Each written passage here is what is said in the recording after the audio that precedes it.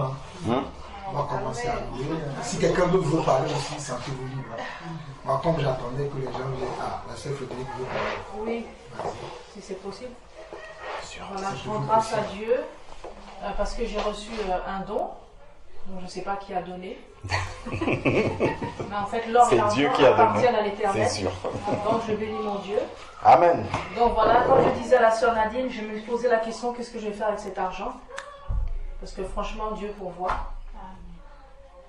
Et le frère, il a insisté, le frère Paul, son mari, il a insisté, il a dit, prends, c'est les bien-aimés qui donnent.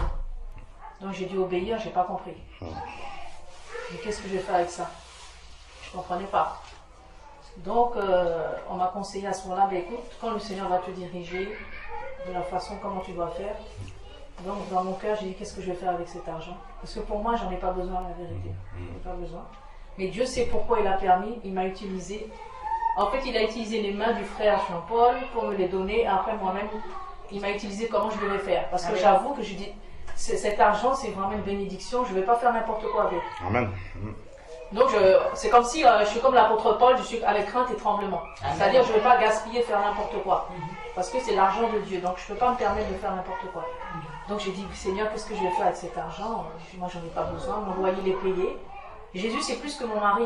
Parce que mes factures, il les paye. Il paye mon loyer. Il me nourrit. Il me donne les vêtements. Qu'est-ce que j'ai à faire? Donc, quand il m'a donné cet argent, j'ai dit, qu'est-ce que c'est que ça? C'est comme s'il me parlait chinois, je ne comprenais rien. Alors quand j'ai dit, Seigneur, tu vas me diriger parce que selon le conseil des bien-aimés qui sont venus me voir. Et voilà que Dieu a permis que cet argent soit employé. Donc je vous bénis dans le nom du Seigneur pour tous ceux qui ont contribué, qui ont obéi au Seigneur. Mais cet argent a été donné à qui de droit? Amen. Voilà. Maintenant c'est Dieu qui connaît le destinataire. Voilà. Amen. Donc je suis heureuse parce que je n'avais pas expérimenté, il y a plus de joie à donner qu'à recevoir. Et quand j'ai donné, j'ai dit dans la joie. Parce que c'était comme un poids, je ne savais pas quoi faire avec ça. Et quand Jésus m'a libéré de ça, je dis, ah là, j'étais dans la joie. Donc je n'ai pas regardé combien il y avait dedans. Le frère il m'a donné la somme et moi je n'ai pas regardé. Il pouvait avoir 1 million, je ne sais pas. Moi j'ai dit, là, Seigneur, tu pourvois. Là, moi je donne à qui de droit. Donc je bénis le Seigneur. Parce que des fois on lit la parole de Dieu, mais on ne le vit pas. C'est facile de lire l'évangile, même un païen peut lire. Même un athée il peut lire la parole, mais il ne comprend pas, il ne le vit pas. Mais quand vous le vivez, donc j'étais dans la joie. Gloire à Dieu. Donc vous avez été l'objet de ma joie. Amen. Amen. Voilà. Amen. Gloire à Dieu. Et aussi merci pour ceux qui prient pour moi, qui me supportent depuis que je viens ici au mois de février. Depuis le mois de février, je viens ici. Donc je bénis le Seigneur pour tous ceux qui prient pour moi dans le secret, parce que je sens la force de la prière. Je sens que, ah oui, ça, même si je ne fais pas l'éveil avec vous le vendredi soir et autres, mais je sens la prière. Donc vraiment persévérer pour prier pour d'autres, etc. Amen. Donc merci pour les prières. Je vais lire un verset par rapport à ce que Frédéric vient de dire. C'est dans 2 Corinthiens.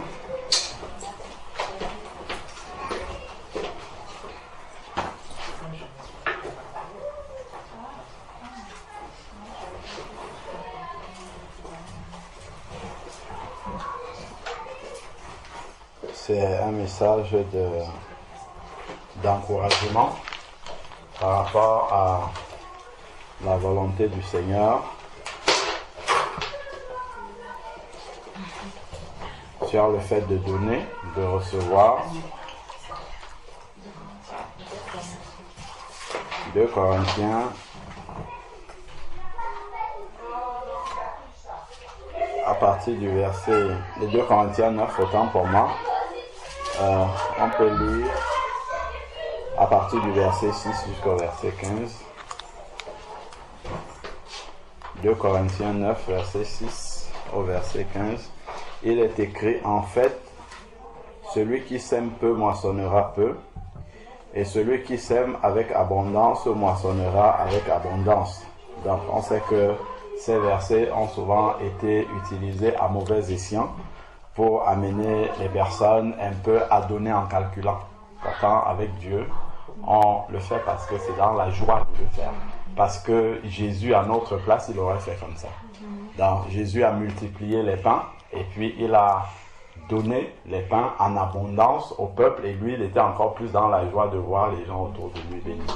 Et puisque lui, il a fait ça, notre joie, ce n'est pas parce que nous allons recevoir aussi en abondance, mais c'est de voir faire la même chose que le maître. C'est là où il y a plus de joie. En tout cas, pour moi, c'est comme ça. C'est-à-dire que quand je vois que je marche dans les traces du maître, c'est ça qui me réjouit, véritablement. Plutôt que simplement, plutôt que d'être motivé par le fait que Dieu va me bénir aussi. Ça là, c'est très peu. Parce qu'il dit, recherchez premièrement le royaume des cieux et toutes choses vous seront données par-dessus tout. Et le royaume des cieux, c'est quoi? Il dit, c'est qu'ils te connaissent, toi.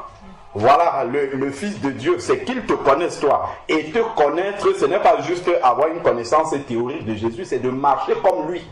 C'est de marcher comme lui. Et donc, quand on a cet encouragement qu'au moins sur un point, on a marché et on a agi comme Jésus aurait agi, mais on est dans la joie. Parce que ça nous conduit à comprendre qu'on commence un peu à se rapprocher de la volonté du Maître, à savoir d'être semblable à lui. C'est ça l'objectif, d'être semblable à lui. Si on arrive même à saisir même un seul domaine où on s'approche d'être semblable à Jésus-Christ, mais c'est la joie. C'est ça qui est la joie complète, en fait, plutôt que bon, ok, j'ai donné, Dieu me bénit, mais bon, au bout de quelques temps, s'il m'a béni en termes d'argent, ça va finir, et puis la joie va partir. Donc, ça va faire que j'aurai une joie temporaire. Parce que la joie là va durer juste le temps que la bénédiction est encore avec moi. Quand la bénédiction va partir, elle partira avec la joie.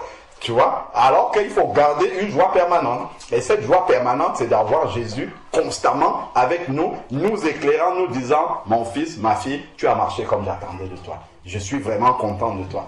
Et c'est ça qui nous encourage. Donc, alors, ensuite, maintenant, ici, il dit, car Dieu aime celui qui donne avec joie. Regardons bien, c'est-à-dire, il a donné, c'est une chose, mais donner avec joie, c'est ce que Dieu aime. Je ne sais pas si on voit. C'est-à-dire que c'est une chose de donner, mais on peut donner par devoir, simplement. Bon, il faut donner, ok, bon, je donne. Mais Dieu, lui, en fait, il faut rechercher à donner, mais en étant dans l'attitude de cœur que Dieu aime. C'est ça qui est vraiment le plus important, parce que Bill Gates, il donne aussi. La Croix-Rouge donne aussi. Mais je ne sais pas si la Croix-Rouge expérimente ces choses-là. Eux, ils donnent parce que c'est un devoir de donner. Nous sommes la Croix-Rouge.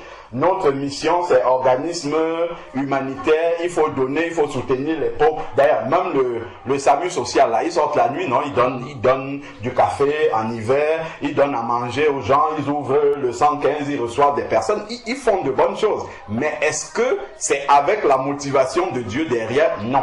Tu vas voir, on a un frère, on a le frère qui est à Strasbourg, chez qui le frère Georges est. Il travaille au SAMU social. Mais quand moi je le vois, je dis frère, waouh, toi au moins tu as la grâce d'avoir un travail où tu es au contact des créatures de Dieu et tu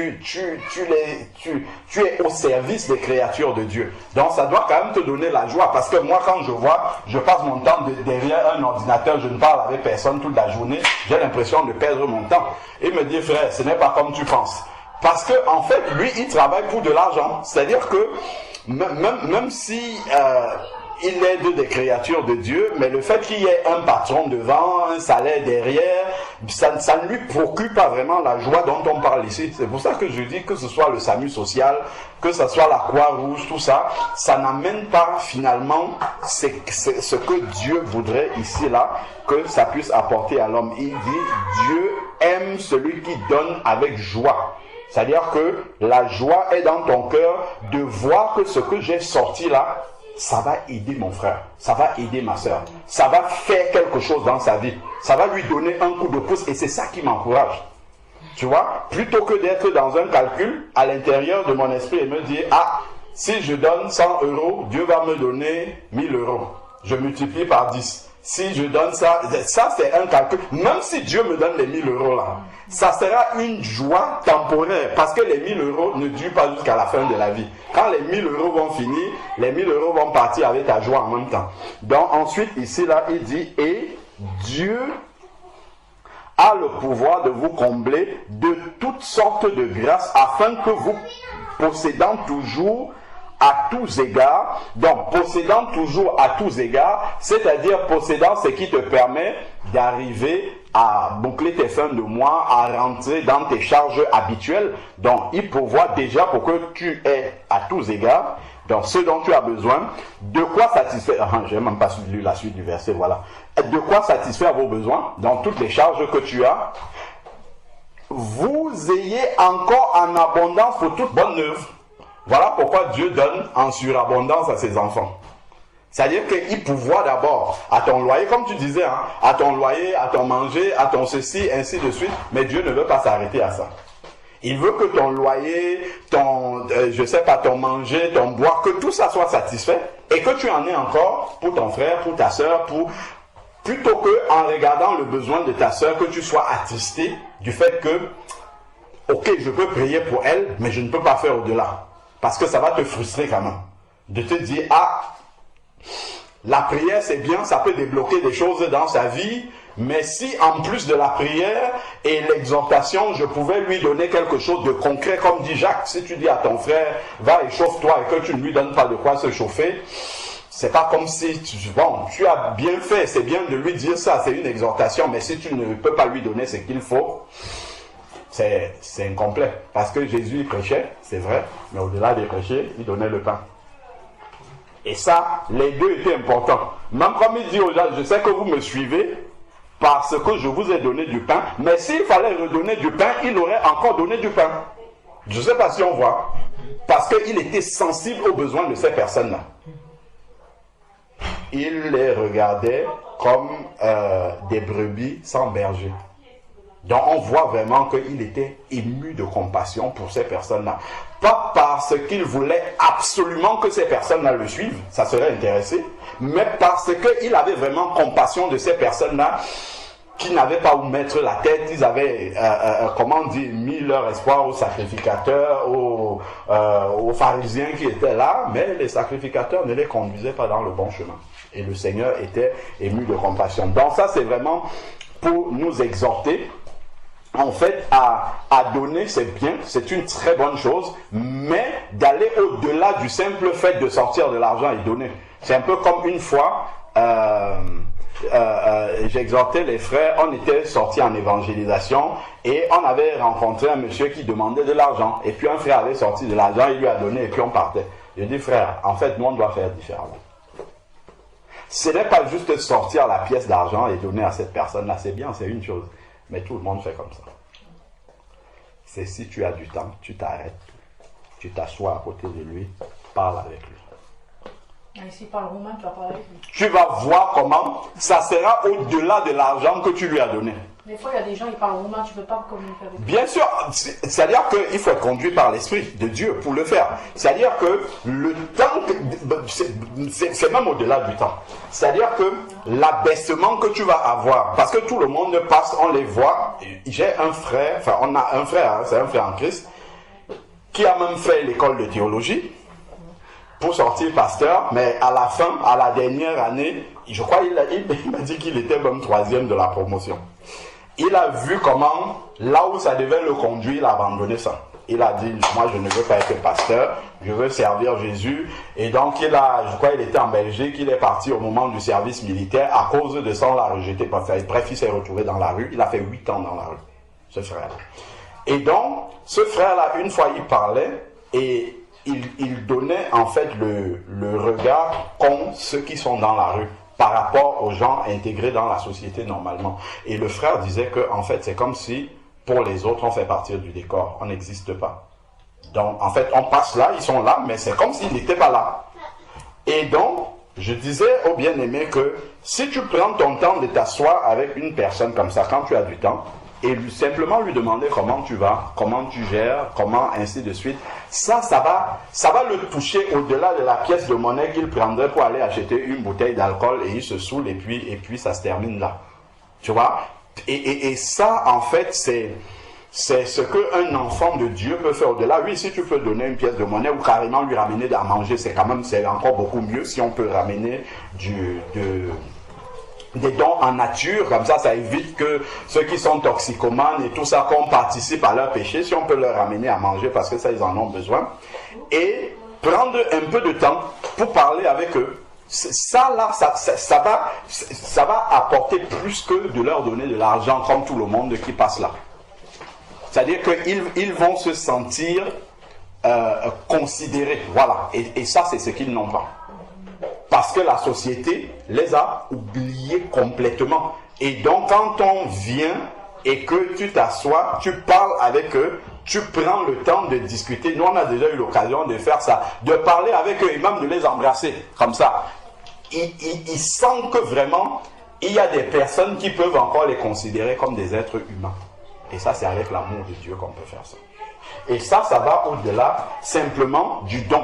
On va plus profondément, en fait. Donc, et c'est comme ça que nous devons être animés de cet esprit-là, même quand on veut aider nos frères, nos sœurs, que ça ne soit pas juste de l'argent comme ça qu'on envoie par la fenêtre. Bon, allez, hop, je vois telle personne, il a besoin de tac, j'envoie de l'argent. L'argent ne résout pas tout. L'argent, c'est bien, ça aide, mais il faut que derrière cet argent-là, il y ait l'amour qui accompagne le don. Et ça, c'est vraiment important. Les deux sont importants. Hein. Effectivement, s'il y a l'amour sans l'argent, l'amour ne va pas venir régler les factures de la personne. Si l'huissier arrive, ou bien, je sais pas moi, le créancier, il faut qu'il y ait l'argent pour résoudre ces problèmes-là. Mais maintenant, en tant qu'enfant de Dieu, au-delà de l'argent, il faut vraiment cet amour qui accompagne le don. Donc, Dieu aime ceux qui donnent avec joie, comme on disait là. Donc, voilà, et le Seigneur pourvoit au verset 8, pour que nous en ayons au-delà de nos besoins seulement primaires, mais que nous en ayons au-delà pour toute bonne œuvre. C'est-à-dire que lorsqu'on voit un frère, une sœur dans le besoin, la sensibilité est dans notre cœur, mais que nous ayons de quoi l'exhorter déjà en parole, mais aussi en pratique, en nature, que nous puissions également apporter à ces bien-aimés. Dans selon qu'il est écrit, il a répandu ses bienfaits, il a donné aux indigents, sa justice subsiste à jamais. Nous chantons souvent, mon Dieu, tes bienfaits sont infinis. Sauf que Dieu ne va pas forcément descendre du ciel pour faire les bienfaits là. Bien souvent, il passe par l'église pour faire ces bienfaits là dans la vie des personnes. Et c'est ce que tu étais en train de nous dire tout à l'heure. Que tu as juste été un transitaire qui a pris ce que Dieu a donné pour amener au destinataire. Bien souvent, nous sommes comme ça. C'est-à-dire que Dieu, il pourvoit, il nous donne, mais en réalité, ce qu'il nous a donné, ce n'est pas nous-mêmes qui sommes le destinataire final, c'est d'observer autour de nous, là où il y a des besoins, et être conduit par le Seigneur à aller pourvoir à ces besoins.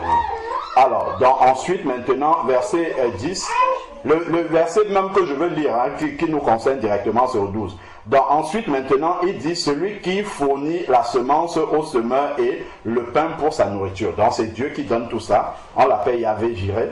Donc, vous fournira et vous multipliera la semence et augmentera les fruits de votre justice. Donc, en fait, le Seigneur nous garantit ici que ce n'est pas parce que tu as donné que ce que tu as va finir. Parce que bien souvent, on se dit, si je vais donner ça, est-ce que j'en aurai pour demain? Non, il ne faut pas s'en inquiéter. S'il y a besoin de pouvoir soutenir un bien-aimé, soutenir vraiment quelqu'un qui est dans le besoin, il faut le faire par la foi, en fait. Ayant la foi que, déjà ce qu'on a là, c'est Dieu qui l'a donné. Et ce n'est pas parce qu'il nous a donné que sa banque est fermée là-bas en haut et qu'il ne pourra plus nous bénir, qu'il ne pourra plus apporter pour notre subsistance. Donc, c'est ce qu'il explique là. Ensuite, maintenant, verset 11. Vous serez de la sorte enrichis à tous égards. Donc, en fait, quand tu donnes, tu t'enrichis. C'est contraire à ce que nous pensons. Hein. Nous, on pense que quand tu donnes, tu es en train de t'appauvrir. Mais Dieu dit que quand tu donnes, tu es en train de t'enrichir. C'est extraordinaire, quand même. Quand tu le fais de la manière que Dieu demande de le faire, c'est-à-dire avec joie, il dit, vous serez de la sorte, hein, vous serez de la sorte enrichis. à tous égards en vue de toute espèce de libéralité. Parce que Dieu, il t'arrose pour que tu puisses arroser les autres aussi. Pour que tu en aies, pour pouvoir arroser les autres. C'est ça. Mais si on fait comme le réservoir qui retient l'eau sans pouvoir redonner derrière, en fait ça, le Seigneur il ne prend pas plaisir à cela. C'est pour que ça puisse circuler, ça puisse couler et que les païens à côté voient l'amour de Dieu en action. C'est ça. Et ça, c'est aussi une forme d'évangélisation. Quand quelqu'un va arriver quelque part, il dit, ah, même dans sa propre famille, selon la chair, ah, j'étais dans telle difficulté, vraiment les bien-aimés m'ont soutenu, les frères et sœurs. Moi, je me rappelle concrètement, là, on va parler des gens qui sont loin. Je parle par rapport à moi, par exemple, quand j'ai perdu ma maman. Les bien-aimés m'ont assisté quand on a fait la réunion de famille avec mes frères et sœurs pour apporter ce qu'il fallait comme contribution pour le deuil de ma maman. Quand je suis arrivé, les frères, ils avaient défini un montant qu'on devait donner chacun. J'ai sorti le montant que je devais apporter. Moi, en tant qu'enfant de la maman, j'ai dit, voici ce que j'apporte. Voici ce que mes frères et sœurs ont donné en Christ. Quand j'ai posé ça, mes frères, ils étaient abasourdis par le montant. Et il y a un de mes frères qui n'est pas converti. Il a dit, waouh, c'est bien d'avoir des frères et sœurs en Christ. Moi aussi, j'aimerais avoir des frères et sœurs en Christ. Il a dit ça comme ça devant la famille. Et ça, c'est une évangélisation concrète. Et je me rappelle que avant même que la maman ne décède, les bien-aimés m'avaient donné une enveloppe. À ce moment-là, moi, j'étais encore ici. Et mes frères qui étaient au pays à ce moment-là ne sont pas convertis. Je leur ai envoyé cette enveloppe-là. Je leur ai dit, ça, c'est de la part des frères et sœurs en Christ. Et mon frère qui n'est pas converti a pris cet argent-là, ils sont allés acheter un fauteuil roulant à ma maman parce qu'elle avait besoin d'un fauteuil roulant à ce moment-là. Quelque chose qui devait rester devant eux pour que tous les jours, quand ils voient ce fauteuil roulant, même quand la maman est décédée, il y a des jeunes du quartier, quand on faisait le déménagement de la maison de papa, qui voulaient prendre ça. On a dit non, ça là, ça c'est un souvenir, on ne peut pas donner ça à quelqu'un comme ça. Il y a une histoire derrière ce fauteuil roulant. Tu vois, donc en allant faire chercher le fauteuil roulant comme ça, en sachant que ça là c'est l'argent des chrétiens, des enfants de Dieu. Lui il est un païen, c'est mon frère. Je lui dis, ça c'est l'argent des enfants de Dieu, c'est pas moi qui ai envoyé ça. Ce sont les enfants de Dieu qui ont envoyé ça pour la maman là-bas. Ça en fait, ça leur parle parce que c'est concret, c'est de l'évangile concret. Pour eux, c'est pas juste tous les jours, ils nous parlent de Dieu, ils nous disent Dieu existe, ainsi de suite. Mais là, à ce moment-là, ils ont vu que derrière cela, il y a une vraie famille. C'est-à-dire que Dieu pourvoit au travers de cette famille-là. Et ça, c'était quelque chose de concret. Aujourd'hui, si je viens parler de Dieu, un de mes frères, s'il commence à dire les chrétiens ont fait ceci, je dis simplement, est-ce que tu te souviens quand maman était partie là? Est-ce que tu n'as pas vu les chrétiens en action? Tu vois? Et ça ferme la bouche directement. Donc, tout ceci, Dieu le fait parce que derrière, il y a une évangélisation. Il y a une évangélisation qui se fait, même si ce n'est pas avec les mots « Dieu vous aime », ainsi de suite, mais c'est l'évangile en action. Donc, tout ceci, ce que le Seigneur est en train de nous dire là, ce sont des choses qui portent du fruit aussi pour les âmes, pour le royaume des cieux. Donc, ensuite, ici, nous sommes à la suite du verset 11. « Vous serez en toutes sortes enrichis. Vous serez de la sorte, enrichis à tous égards en vue de toute espèce de libéralité qui, par notre moyen, aura pour résultat des actions de grâce envers Dieu. » Donc, même si de ta poche, tu sors de l'argent pour donner à sœur Frédéric qui n'en a pas besoin, et qu'elle prend, et que, à cause de ça, des actions de grâce montent au Seigneur de sa part, tu as accompli la volonté de Dieu. Est-ce que tu comprends ça ici? Le fait que tu vas rendre des actions de grâce à Dieu parce qu'on t'a donné de l'argent, même si tu n'en as pas besoin à ce moment-là, c'est une bénédiction, c'est très bien aux yeux de Dieu. Parce que ça suscite des actions de grâce, des remerciements qui montrent au Seigneur qu'il s'est souvenu de toi. Est-ce que tu vois ça? C'est-à-dire que le fait d'avoir reçu quelque chose des bien-aimés, tu te tournes vers ton Dieu, ça veut dire qu'il a pensé à toi. Et donc tu le remercies, même si dans le temps présent, pour tes besoins primaires, là, il les a déjà satisfaits, mais ça te montre de manière pratique, concrète, que ton Dieu a pensé à toi. C'est pour ça qu'il a envoyé te donner quelque chose de sa part. Est-ce que tu vois? C'est ce qui est écrit ici. Que par notre moyen aura pour résultat des actions de grâce envers Dieu. Donc quand nous avons la possibilité de faire en sorte que quelqu'un rende grâce à Dieu, c'est aussi dans notre devoir. C'est aussi, ça réjouit le cœur de Dieu d'aller voir quelqu'un, et même si c'est un bonjour, je te dis bonjour de la part de Dieu, ou bien comme notre frère dit shalom, que la paix de Dieu soit avec toi, c'est Dieu qui t'envoie cette paix-là. Ça, la personne va remercier, normalement, s'il a bien compris, il va remercier Dieu d'avoir pensé à lui, parce que Dieu ne va pas descendre pour lui dire bonjour, mais par contre Dieu va lui dire bonjour au travers d'un de ses enfants qui est là, et dont la personne va se souvenir de son Dieu. Donc voilà, même quand dans la rue tu vas simplement dire à quelqu'un, Monsieur Dieu vous aime. Juste cette parole-là, la personne va dire, tiens, ben Dieu se souvient de moi, ainsi de suite. Même s'il luttait avec Dieu, ça va quand même l'interpeller. Surtout si c'est une deuxième ou une troisième personne qui lui dit ça. Ça va quand même l'interpeller. Même s'il combat dans son cœur, il va se dire, ah, ben donc Dieu me connaît, donc Dieu pense à moi, ainsi de suite.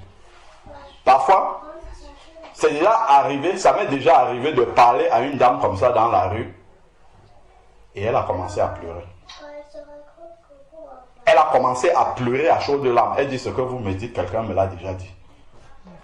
J'ai je ne sais pas si c'était une sœur ou une voisine qui me parle de ça tout le temps. J'ai l'impression que ça me suit partout. Et elle commence à pleurer. Donc, la personne se souvient que Dieu a pensé à elle dans les actions de grâce montent. Donc voilà donc ce qui nous intéresse. Car le service de cette offrande, non seulement pourvoit aux besoins des saints, donc ça apporte des réponses aux besoins en nature concrète que les enfants de Dieu ont, mais fait abonder de nombreuses actions de grâce envers Dieu. Donc les personnes qui sont les bénéficiaires de ces dons-là vont faire monter vers le Seigneur de nombreuses actions de grâce. Et ça là, ça doit être notre motivation. Parce que ces personnes-là seront reconnaissantes envers Dieu, et parce que souvent des personnes vont dire, ah, il y a longtemps je prie, mais je ne vois même pas la manifestation que Dieu écoute mes prières. Et juste comme ça, de voir, là on parle en argent, ça peut être même en visite.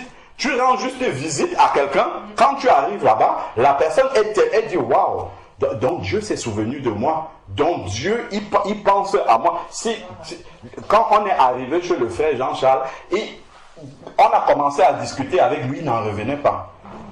Il dit, wow, donc je me suis coupé comme ça, je ne suis plus en contact par téléphone avec les frères et sœurs, parce que Dieu est en train de me conduire dans un processus de foi, mais Dieu se souvient de moi au point de prendre des personnes en France et venir me trouver là où je suis là-bas, me rendre visite. Ça l'a tellement touché. Juste une visite, ce n'était qu'une visite. On se dit, bon, on va là-bas, on va rendre visite à un frère qui est là-bas. Mais pour lui, c'était une réponse à ses prières depuis des mois et des mois. Pourtant, moi, on ne le savait pas. Et c'est comme ça, en fait, que le Seigneur utilise son Église, parce que nous sommes, en fait, la manifestation visible de Jésus-Christ. Parce que Jésus n'est plus sur la terre, mais il est en nous et il continue à agir au travers de nous, comme s'il était là. Donc nous sommes des réponses du Seigneur pour beaucoup de personnes, et il faut qu'on s'en rende compte. Et donc nous pouvons bloquer les réponses du Seigneur aux personnes. Si par exemple Dieu te met à cœur, va rendre visite à telle personne, tu ne pars pas, tu es en train de bloquer une réponse du Seigneur pour la personne. Alors que si tu allais, à ce moment-là, la personne va se dire, ah, ça va l'interpeller, ah, donc Dieu se souvient de moi, ça fait longtemps, je n'ai même plus entendu parler d'un enfant de Dieu, et voilà qu'un enfant de Dieu arrive chez moi.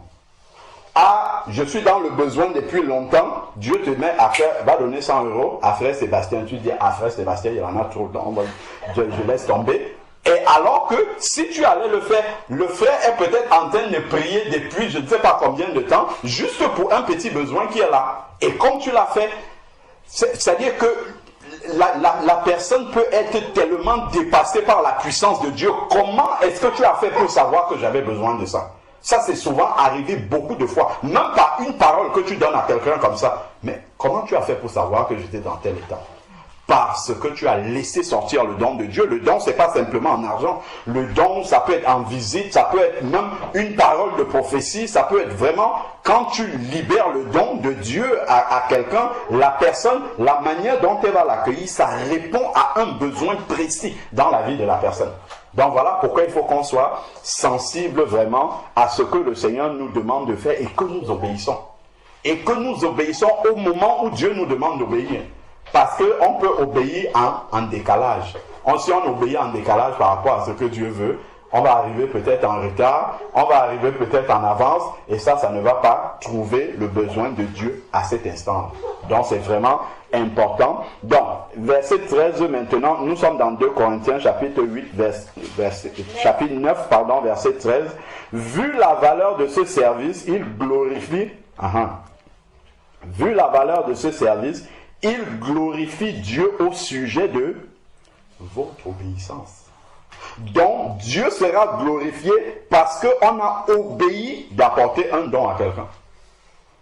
Dieu sera glorifié par votre obéissance à confesser l'évangile de Jésus-Christ et de la libéralité de la communion vers eux et envers tous. Donc, il prie pour vous avec tendresse à cause de la grâce surabondante que Dieu vous a faite. Donc, en plus, en obéissant ainsi, nous entrons en sujet de prière et de remerciement au Seigneur pour ces personnes qui ont reçu les dons. Ça fait des intercesseurs en plus. Même comme ce n'est pas ce qu'on cherchait. Mais Dieu nous donne des intercesseurs pour nous en plus. Donc on voit vraiment toutes les grâces qu'il y a derrière. Non seulement ils remercient Dieu, mais ils vont prier le Seigneur à notre sujet, nous qui avons fait ça. Et donc nous voyons comment en fait Dieu nous bénit infiniment au travers de cela. Donc grâce soit rendue à Dieu pour son don ineffable. Donc voilà vraiment la petite exhortation que j'avais à nous donner suite à ton témoignage. Merci pour la plaidoirie. Gloire à Dieu. Amen. Je vais juste ajouter 2-3 choses. Quand on était chez toi, je te disais que tu as vu qu'on était dans le même esprit. Les mêmes choses que je t'ai dit, c'est les mêmes choses que le frère a dit, en allant encore un peu plus loin. De comment les gens ils vont intercéder pour nous qui avons fait ce geste-là que Dieu nous demande. Au fait, la sœur était, je ne vais pas dire qu'elle était choquée, elle était étonnée de voir que l'Église pense à elle. Et moi, je lui ai expliqué que non, normalement, c'est ce que l'Église doit faire. Amen. Ce n'est pas qu'on doit prendre l'argent de l'Église, on achète des grands placements, on achète des grands terrains, on construit des grandes églises. Ce n'est pas ce que les apôtres ont fait. Et nous avons partagé Actes 2 et Actes 4 de comment ils partageaient tous leurs produits entre eux tous. Et j'ai pris aussi un Corinthiens chapitre 16 et Romains chapitre 15 pour dire que nous devons assister nos frères qui sont dans le besoin et que là, c'est des choses qu'on fait depuis. Peut-être quand tu es arrivé à l'église, tu n'as pas encore eu l'occasion. C'est pour ça que tu ne le comprends pas parce qu'elle était un peu, je dirais, réfractaire. On a dû exhorter pour qu'elle comprenne et on lui a dit, même si toi-même tu ne sens pas le besoin, c'est sur toi que Dieu a posé son regard. Peut-être à l'avenir, Dieu te dira ce que tu dois faire avec ce montant-là et que tu puisses le faire. Donc je profite en même temps pour dire ça pour que vous sachiez parce qu'on avait dit qu'on continuera de faire ce date-là. Elle m'a dit qu'elle n'en a pas besoin. Donc, moi j'ai été franche dès le départ. Je profite pour vous annoncer ici la nouvelle. D'accord. Et j'ai comme le frère a expliqué, oui. Il a pris la peine avec les Écritures. Oui. Donc j'ai obéi en fait, comme Abraham, sans comprendre, je prends. Je ne comprenais rien, voilà. D'accord. Mais donc comme il m'a exhorté, et puis ma mère aussi, elle n'a pas été con parce que ma maman est venue chez moi en fait. Ah d'accord, elle était présente. Elle a bénéficié aussi. Voilà, d'accord, gloire à Dieu. Donc comme ma mère c'est quelqu'un qui a la tête sur les épaules, j'ai vu qu'elle n'a pas fait d'opposition, parce que je l'aurais su si c'était quelque chose qui était mauvais, ma mère, je la connaît, j'aurais su ça. D'accord. Et il n'y avait pas de souci, quoi, ça coulait, quoi. D'accord. Donc même si je ne comprenais pas bonjour. Bonjour, bonne arrivée. Gloire à Dieu. C'est vrai qu'on l'a souvent fait, mais souvent on n'en parle pas ici, forcément. Ça va? Donc souvent on n'en parle pas trop physiquement ici parce qu'on communique beaucoup par WhatsApp. Donc souvent les communications là-dessus passent par WhatsApp. Donc bonjour maman, bonne arrivée. Donc c'est certainement pour ça que tu n'as pas été au courant de ce qui se fait. C'est ça. Et tu te rappelles que je t'avais dit qu'on était parti voir les sans-abri et on les a ramassés. Ça va, Eva? Il te l'a dit. Donc voilà ce qu'on fait des fois. On est parti, on les a vus. En plus de donner la nourriture, on a passé du temps avec eux. Oui, tout à fait. Je me souviens ce jour-là que c'est lui qui m'a encouragé à le faire. Parce que quand je l'ai vu faire, je me suis dit, ah, moi aussi je peux embrasser les. Voilà. Parce qu'ils n'étaient pas propres.